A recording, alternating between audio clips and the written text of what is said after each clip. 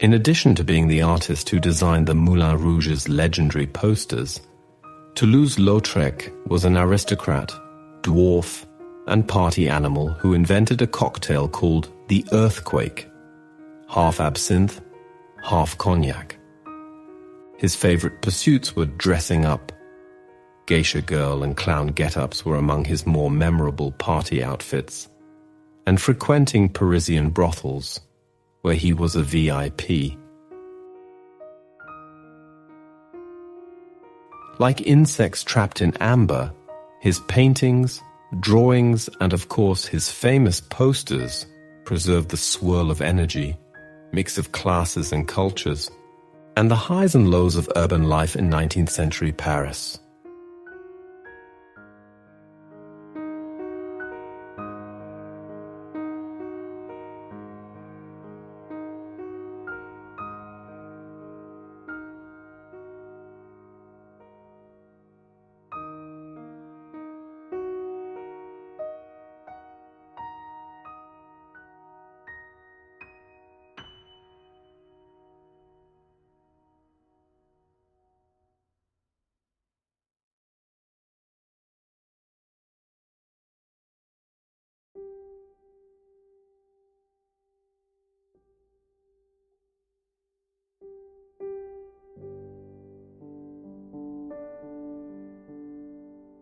Henri-Marie Raymond de Toulouse-Lautrec-Monfa, the long name reflects his high-class social status, was born into an aristocratic family in the south of France.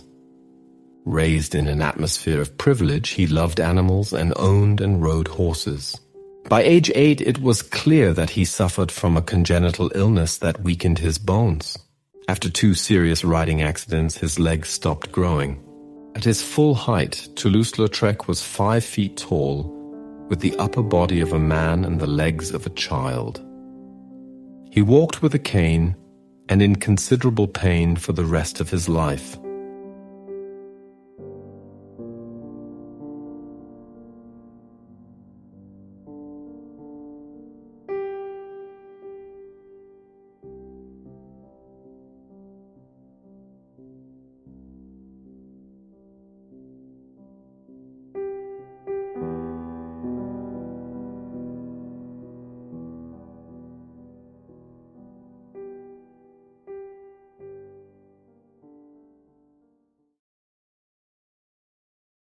Unable to participate in the equestrian pursuits and other pleasures afforded other aristocrats of his age and station, Toulouse-Lautrec took art lessons with a local instructor, René Princeteau, who assisted him in channeling his passion for horses into drawing and painting.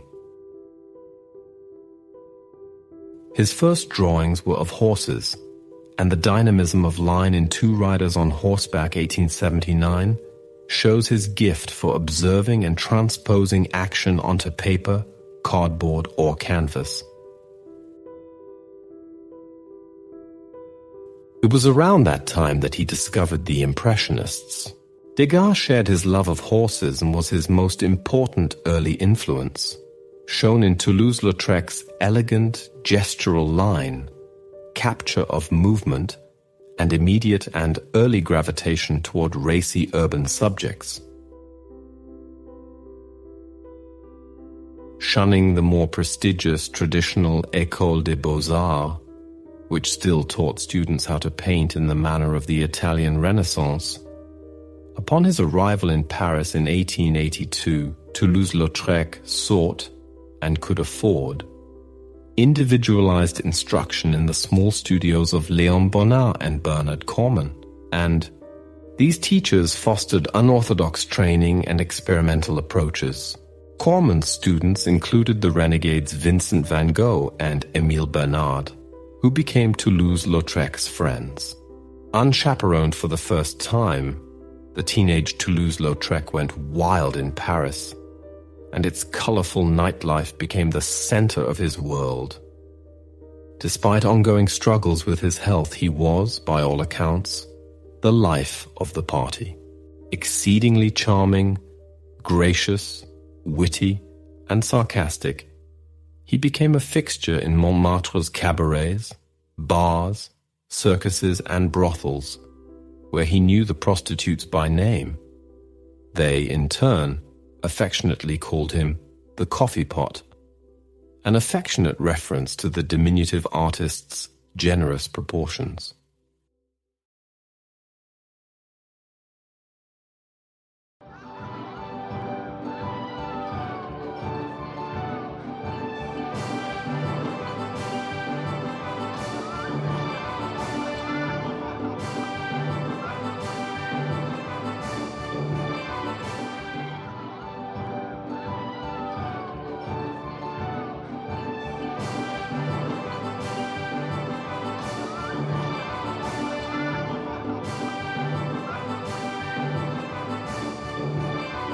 Learning from a circle of friends and mentors in Paris that worked hard and played hard, he developed his unforgettable shorthand approach to observing from life.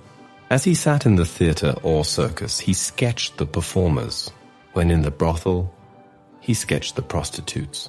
Like the Impressionists, he preferred to work on sight, in front of the motif, beginning and completing his compositions on the spot. Unlike the Impressionists, with the notable exception of Degas, who gravitated towards scenes of upper-middle-class leisure, Toulouse-Lautrec chose urban nightlife. The more disreputable, the better.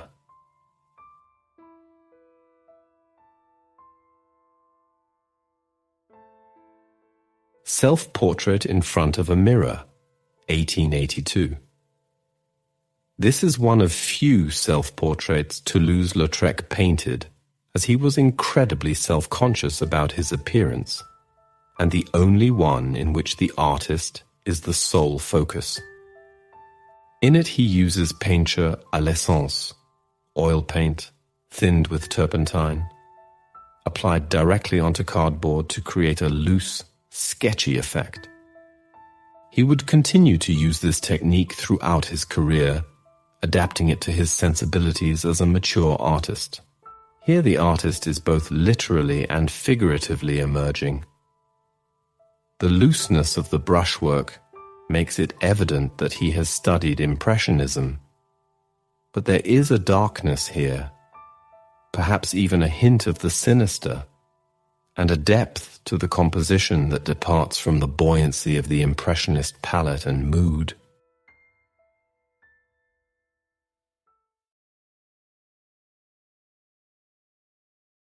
His diminutive stature allowed him a degree of invisibility so that he could observe others closely.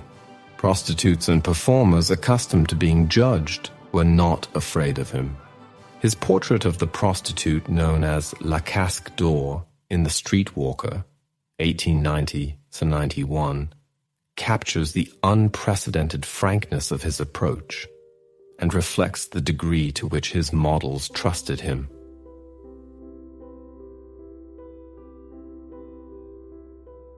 The Laundress, 1886, one of a series of portraits of Carmen Gaudin done by Toulouse-Lautrec during his Paris years. The Laundress is meant to expose the raw, somber, and gritty world of the working class. Toulouse-Lautrec poses the prostitute, one of his favorite models, as a laundress, taking a break from her physically intensive and exhausting work. And while Toulouse-Lautrec was famous for wanting to expose the hardship of Parisian life, there is a subtle delicacy and warmth to this work that belies his affection for this woman and her toils. This naturalism and painterly style is a cornerstone of Toulouse-Lautrec's earlier works, once again calling forth Degas's influence.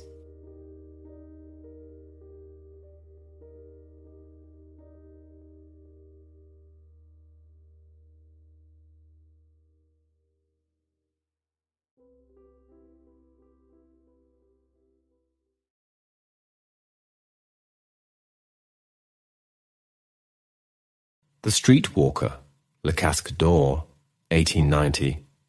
While images of working-class people and prostitutes certainly existed before the 19th century, These subjects were almost invariably portrayed as types, not individuals.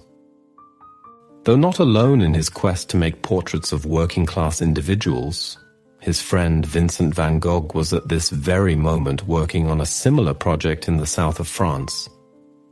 Toulouse-Lautrec's approach to the subject is part of this revolutionary shift in art.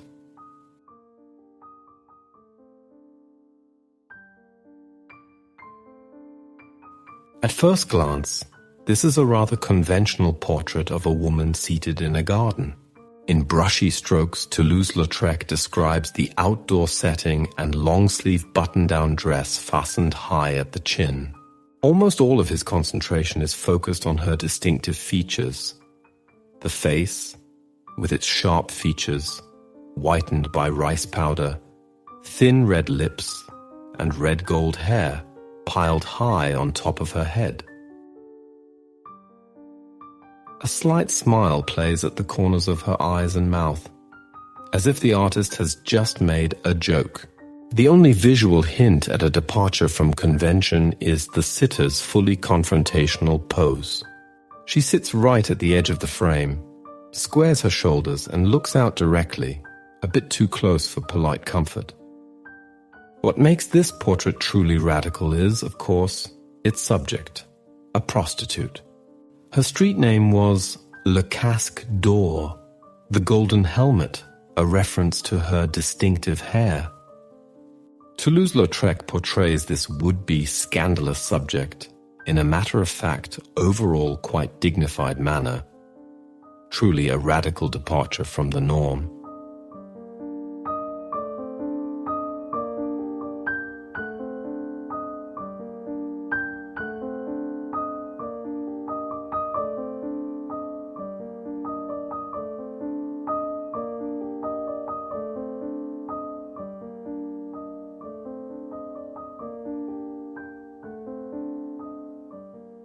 The Bed le Lit, 1893, also known as Dans le lit, in bed, is a painting by Henri de Toulouse-Lautrec from around 1892 which depicts two women sharing a bed.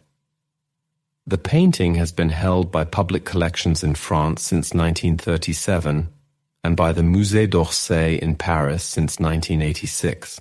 In this remarkable painting, two women lie gazing at one another, their cheeks flushed with the glow of intimacy. Toulouse-Lautrec frequented the houses of prostitution in Paris, and he admired the unguardedness of the women, who stretched themselves out on the divans, entirely without pretensions. Some were lesbians who agreed to let him watch, for a fee, of course. Toulouse-Lautrec was by no means unique in being interested in girl-on-girl action.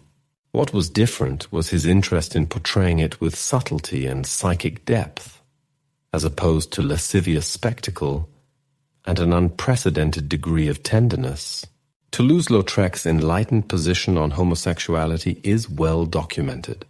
A staunch defender of gay rights, he stood by his friend Oscar Wilde throughout the writer's harrowing trial in Britain.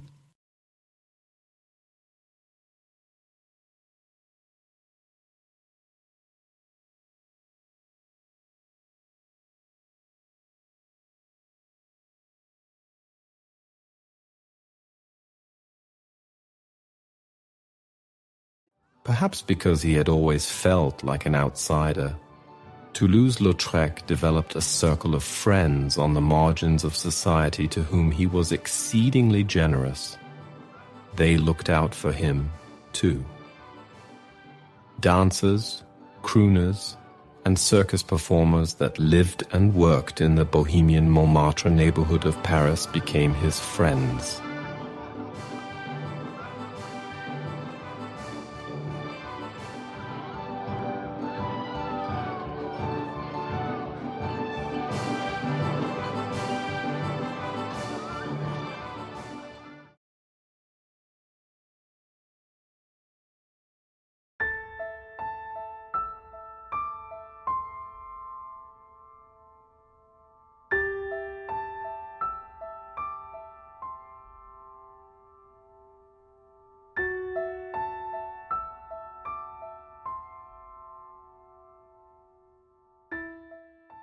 Commercial success came early to the talented young artist, who was literally an overnight sensation. 3,000 copies of Toulouse-Lautrec's very first poster for the Moulin Rouge were hung around the city one December evening, and crowds came pouring into the cabaret, stimulated by this memorable image. As a token of appreciation for the artist's work, and to ensure that he would be available to do future work for them, the cabaret reserved seating for him and displayed his paintings on their walls.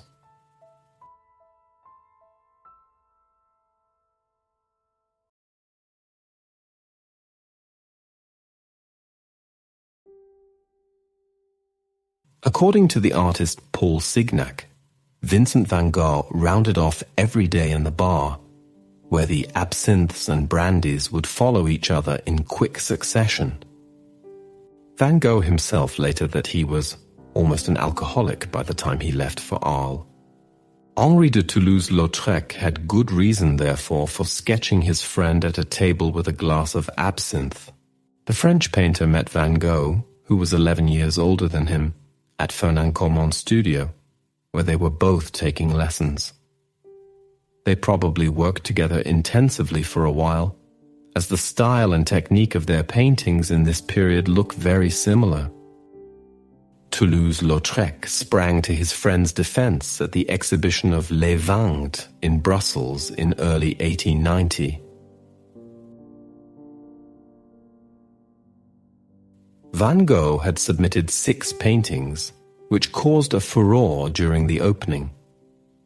Toulouse-Lautrec was so angry about some of the negative comments he heard about Vincent's work that he almost got into a fight with another artist.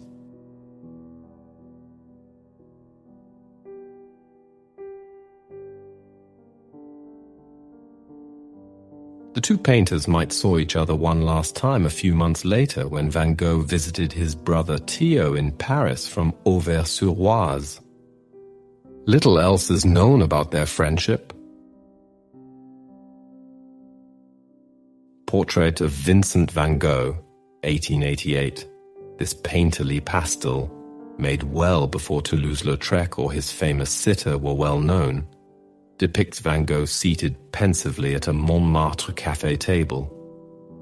In front of him is a glass of absinthe, and he leans forward intently as if he has just spotted someone he knows.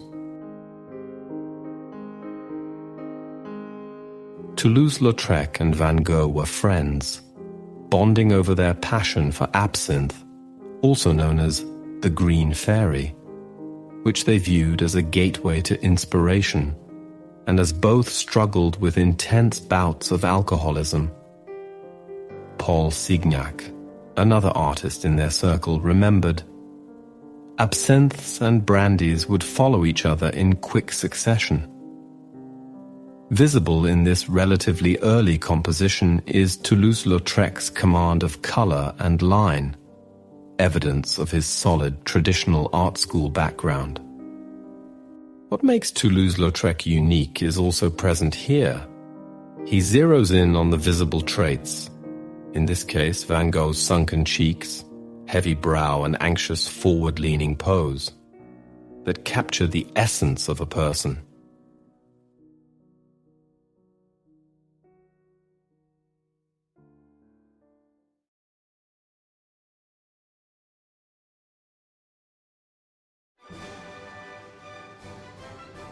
Opened in 1889, the Moulin Rouge, French for the Red Mill, is a Parisian cabaret hall, also known as the birthplace of the modern can-can dance. Parisians from all walks of life mingled at the lively nightclub, which spared seats for everyone, regardless of class. The Moulin Rouge was many things back in the day. It housed a dance hall, an art gallery, an outdoor garden with slideshows, and even a fortune teller. The nightclub was one of Lautrec's favorite subjects to paint. Many of his artworks depict scenes from the Moulin Rouge of people talking, dancing, and having fun.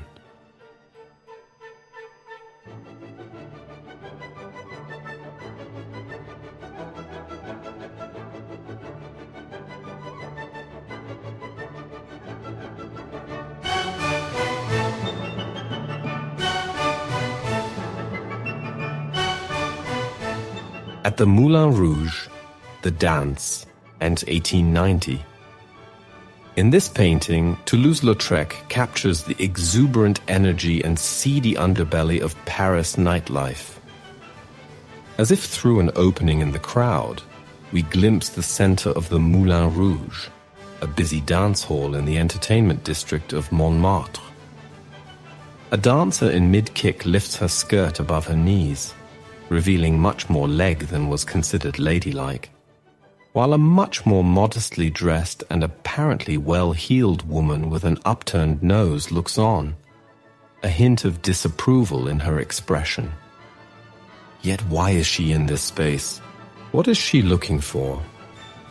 Toulouse-Lautrec, a great observer of nightlife, was familiar with Degas' depictions of the ballet. Here, he is giving a nod to the older artist, but has shifted the scene from the more regimented structure of the practice room. Ballerinas were working class in the 19th century, and many of them also worked as prostitutes, to the dance hall with its cast of characters, entertainers, dandies, and ladies of the night. The dynamic interaction between the pair of dancers at the center contrasts with the relative stasis in the rest of the crowd. The composition is like a spinning top with the female dancer at its center.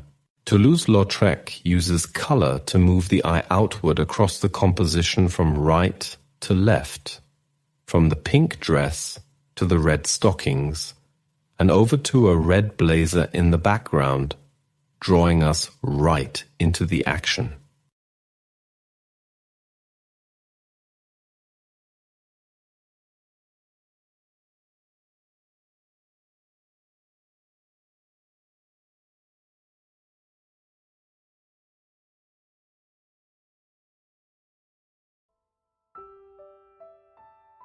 Toulouse-Lautrec's arrival in Paris coincided with an explosion of activity in the entertainment district of Montmartre and a leap in the sophistication of the advertising business.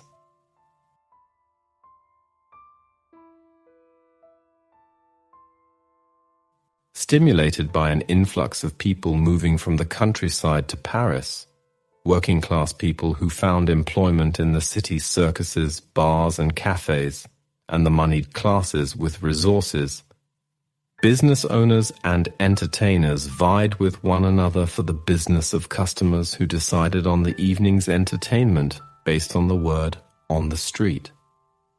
Posters were intended to generate buzz for a fickle and distractible clientele who chose to attend an event based on whether or not they liked the poster. Toulouse-Lautrec had everything it took to generate interest in these venues. Colorful, eye-catching, dynamic forms that captured the essential characteristics of the venue and its performers. Future venues hung his advertising posters by the thousands, and they became collector's items during his lifetime.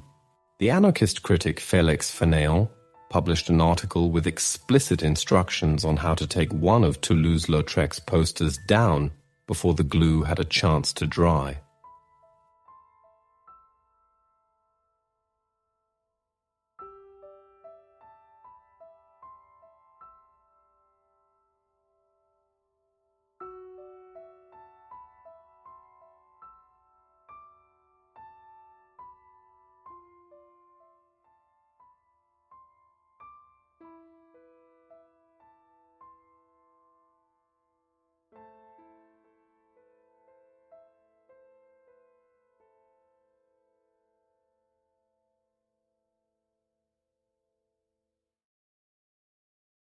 Once business owners knew how good he was, Toulouse-Lautrec, who wasn't exactly hard up for money to begin with, had an unlimited supply of work. He essentially had the ideal job. He could pick and choose what performances he wanted to go to, usually admission-free. He continued generating posters for the Moulin Rouge and was a VIP at virtually any other performance in Paris that struck his fancy. Circus acts, the Jardin de Paris, and other nightclubs.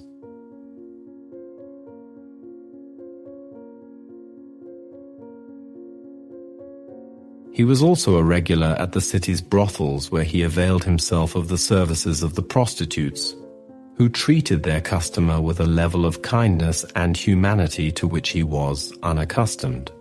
He reciprocated with financial generosity and a series, elles, that affords a level of human insight into the business of prostitution that is unavailable in any other study from the period.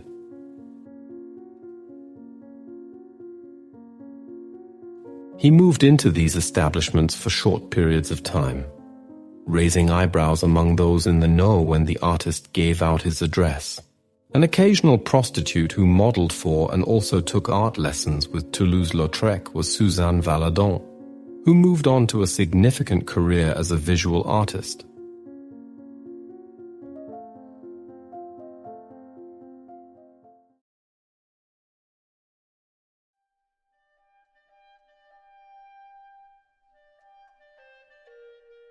More than simply a brilliant advertiser and artist, Toulouse-Lautrec was an important informal visual historian of urban life in Belle Époque Paris.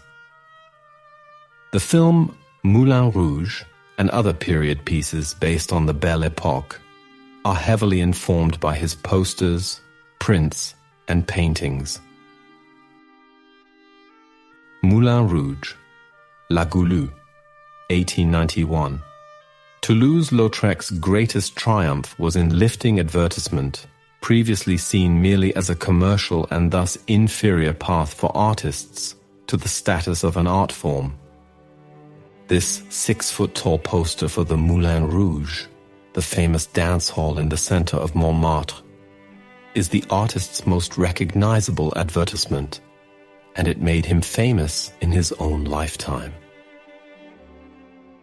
The naturalism of his earlier Impressionist style gave way to these large swaths of flat color with strong outlines and generalized silhouettes. Toulouse-Lautrec collected and studied Japanese ukiyo-e prints. These sophisticated high-contrast compositions contained large swaths of flat color with strong outlines and generalized silhouettes that inform his lithographs. There's also an Art Nouveau aesthetic at play with the graphic nature and suggested, rather than delineated, curves.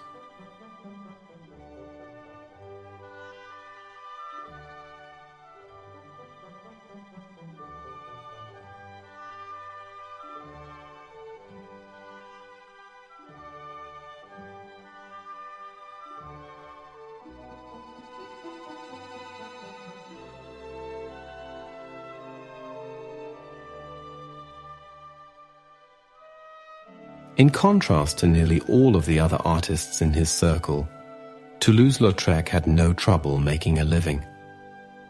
This is chiefly because Parisian business owners realized they could make money from his unique, modern vision. In contrast to artists who worked for private collectors, galleries, or the government, he worked for the entertainment business, where selling drinks and tickets was the bottom line. Jane Avril, one of his closest friends and one of Montmartre's most beloved cabaret dancers, later wrote, "It is more than certain that I owe him the fame that I enjoyed dating from his first poster of me." Jane Avril was one of the major starlets on the dance scene in 1880s Paris. Avril, 1893. This lithograph is an advertisement for Avril's major gig at the Jardin de Paris. Its aim was to generate excitement and ticket sales for an upcoming performance. On the left, Avril completes a high kick, her eyes closed, transported by the passion of her own performance.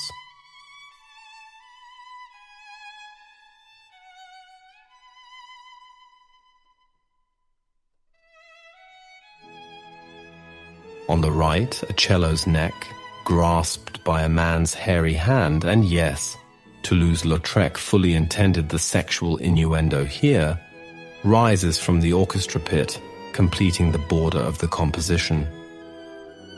In this daring work, Toulouse-Lautrec reveals his bawdy sense of humor, mastery of the medium, and true appreciation for Avril's mesmerizing talent.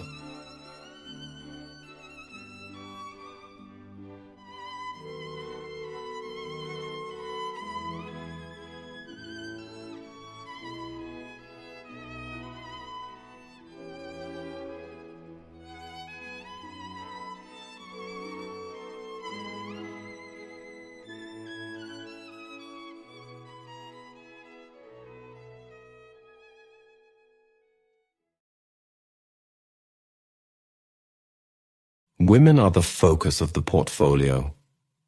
L, one of Lautrec's greatest achievements in lithography. This series of carefully observed brothel scenes thwarts the expectation of the titillating or the tawdry, instead presenting quiet moments of mundane intimacy between a lesbian couple, possibly the Moulin Rouge clown Château and her partner Gabrielle, who both appear in other works by Lautrec. Likely inspired by an 18th century Japanese precedent, LS proved to be a commercial failure for its publisher Gustave Pellet, who specialized in erotica because it delivered not an exotic fantasy, but rather an intimate portrayal of women Lautrec knew firsthand and the milieu in which they lived and worked.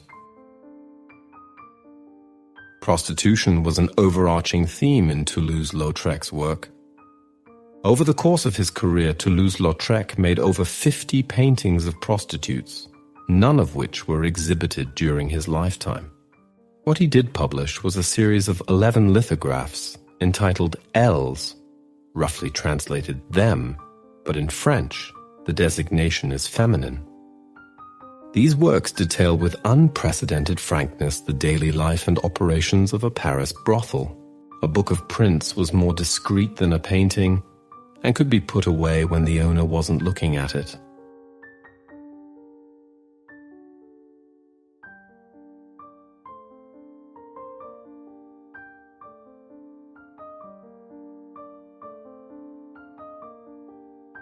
Femme en Corset, 1896.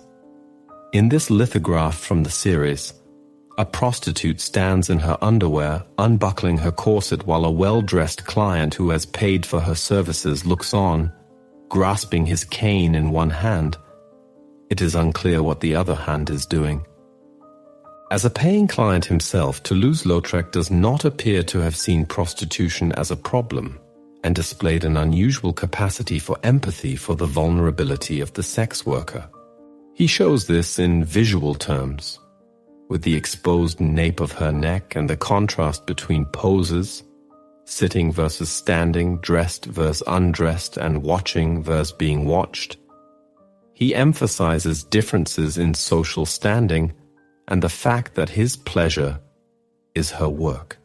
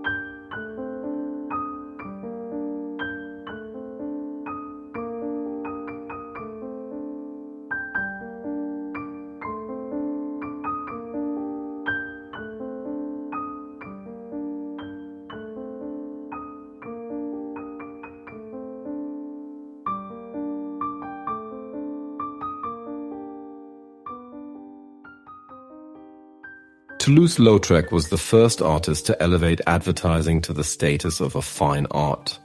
This is an extraordinary shift in the history of art, obliterating the boundaries between high, painting, drawing, sculpture, and low, posters, logos, and other forms of visual culture, art.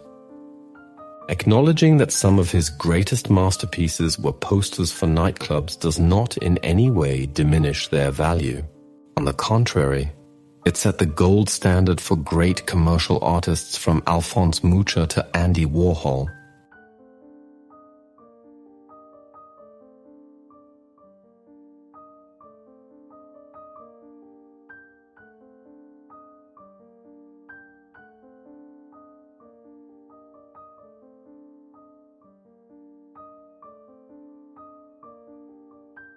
At the Circus, the Spanish Walk, 1899, Toulouse-Lautrec made this thoughtful and evocative drawing from memory at the end of his stay at a sanatorium in Paris.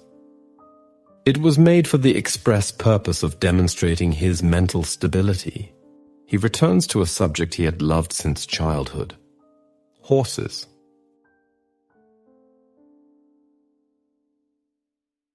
The circus, with its equestrian performers, held Toulouse-Lautrec's fascination throughout his mature career. This composition appears to have succeeded in convincing the doctors he had fully recovered his sanity. He was released.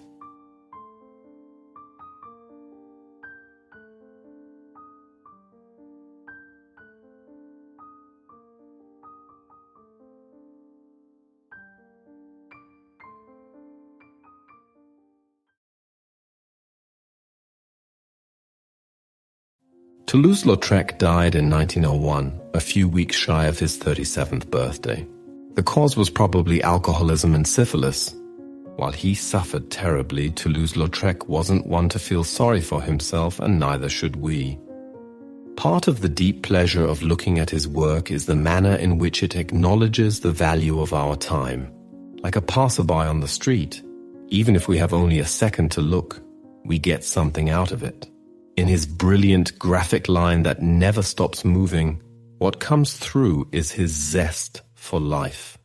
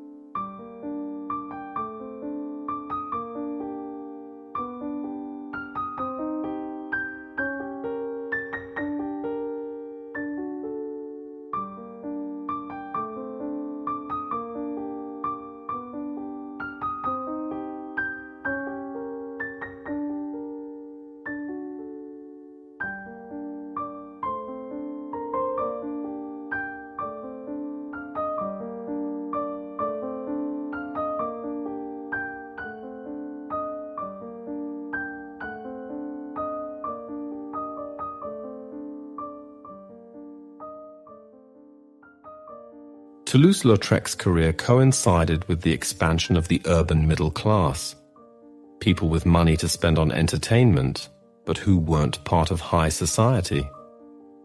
He anticipated and shaped the needs of this audience, and his style began to make an impact during his lifetime, inspiring the exaggerated outlines, languid, organic forms, and script writing that appeared in the Art Nouveau movement. He is one of the pillars holding up the rest of modern art.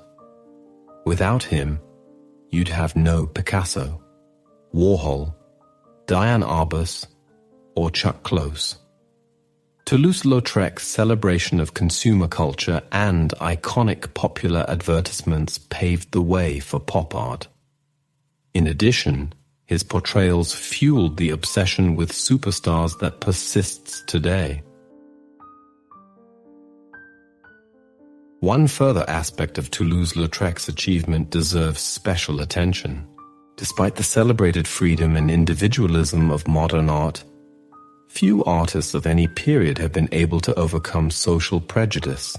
While rubbing elbows with the riffraff was an acceptable, even encouraged rite of passage among avant-garde artists, Degas, Manet, and Van Gogh maintained a certain aloofness from their working-class subjects. Toulouse-Lautrec was able to develop true friendships that transcended the rigid class structure of 19th century Paris. His brilliant insights into the glitter and desperation of Paris nightlife, a study in contrasts, were not only more brilliant, but more humane than any that had come before him, setting the bar high for future artists.